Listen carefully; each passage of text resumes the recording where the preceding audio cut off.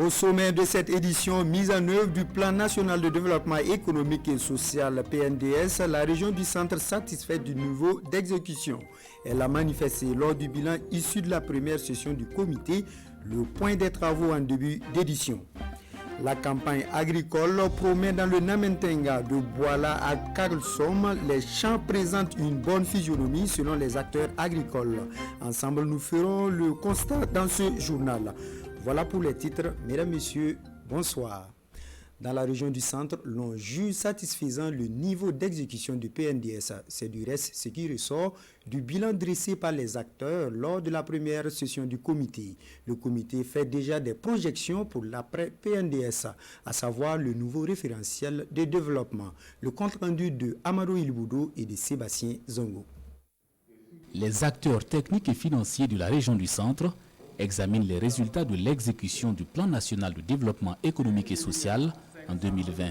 En dépit des difficultés comme les remous sociaux, le bilan semestriel est jugé satisfaisant. Relativement, nous sommes satisfaits. Sur 175 produits attendus, nous donne une réalisation de 26 produits totalement exécutés et 47 produits en voie d'achèvement.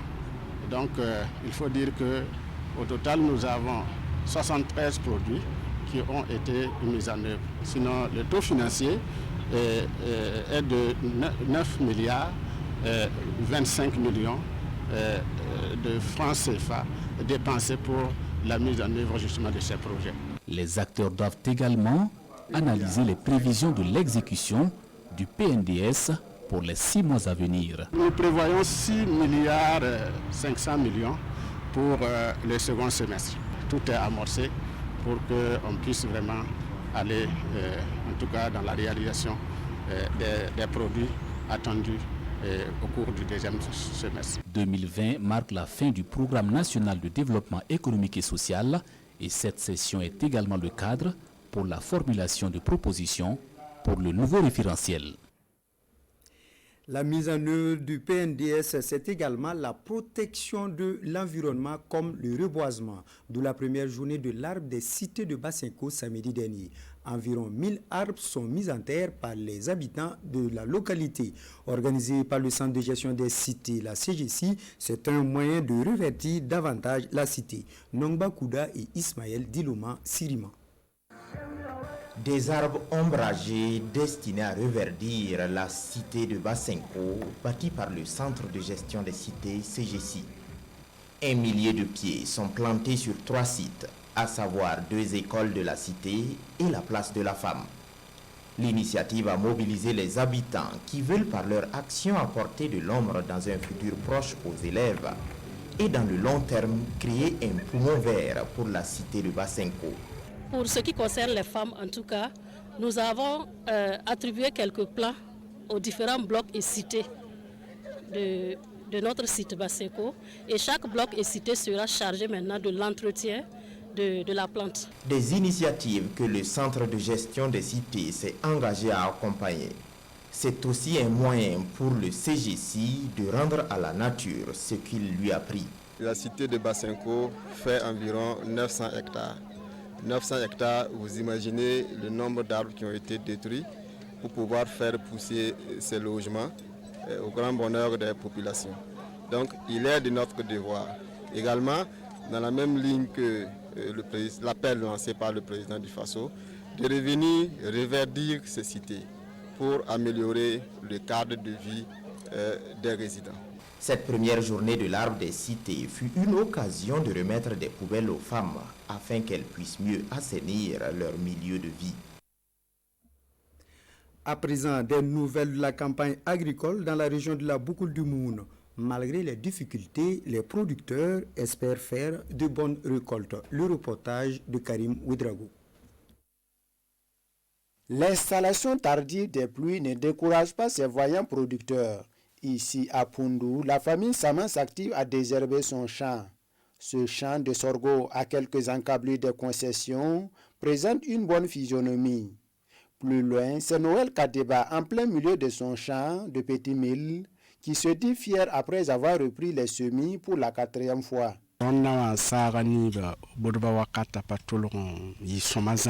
Cette année, la saison s'est installée difficilement.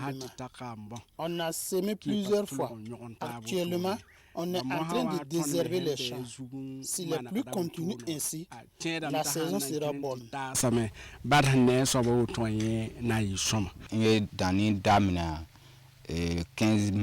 J'ai commencé le semis le 15 mai et arrivé dans le mois de juin, une sécheresse s'est installée jusqu'à mi-juillet. J'ai alors repris le semis pour la 4e fois. Aujourd'hui, je remercie Dieu vu la physionomie des plants. S'il plaît à Dieu, il y aura à manger abondamment. 13 hectares pour le maïs et le coton. Ce producteur semencier de Darou, à une dizaine de kilomètres de Warkoy, a une seule inquiétude. L'attaque des chenilles légionnaires et d'autres ravageurs trouble son sommeil. Cette année, en tout cas, c'est dû par rapport à l'année dernière. L'attaque a commencé tôt. Et comme on n'a pas semé tôt, bon, vraiment, c'est un peu difficile. Pour plus de 195 hectares de production attaqués par les chenilles légionnaires dans la province du Mouhoun, environ 70% de ces surfaces ont pu être traitées grâce à l'accompagnement des agents d'agriculture. L'État a mis à la disposition des agents de chaque commune un certain nombre de produits et de matériel phytosanitaire pour permettre aux producteurs de réagir face à ces attaques. La province du Mouhoun attend une prévision céréalière de plus de 261 000 tonnes pour cette saison agricole 2020-2021. Dans le même registre, des nouvelles de la campagne agricole dans le Namentenga, c'est dans la région du Centre-Nord. Tout se déroule bien cette année selon les acteurs agricoles. Le constat dans quelques champs de la commune de Boala et de Kalgutsom. Pascal Tapsoba et Yakuba Kwala. La campagne agricole se déroule sans difficulté majeure dans la province du Namentenga. Malgré le début tardif de la saison des pluies, toutes les spéculations sont en phase de montaison. Et cet état de spéculation réjouit les producteurs agricoles.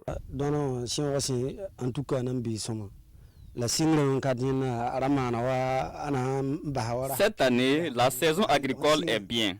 Au début, nous avons eu peur car il ne pleuvait pas. Maintenant, ça va car il pleut.